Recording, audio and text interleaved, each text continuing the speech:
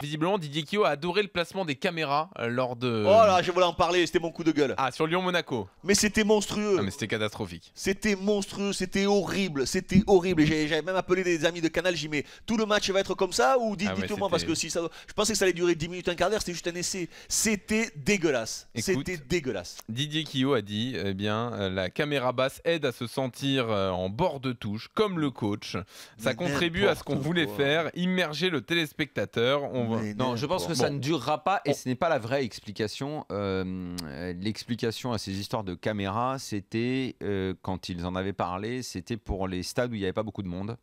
Et pour éviter de donner une impression, que les tribunes sont vides. Impression de vide, parce qu'il y avait entre les stades qui étaient en travaux, les stades où toutes les tribunes n'étaient pas pleines, l'immersion devait servir justement à ne pas voir ce qu'il y avait en dehors. Mais quand est-ce qu'on va arrêter de prendre les gens pour des cons? Ah mais ça c'est un des gros problèmes. Ça oui, là-dessus je te rejoins à 100%.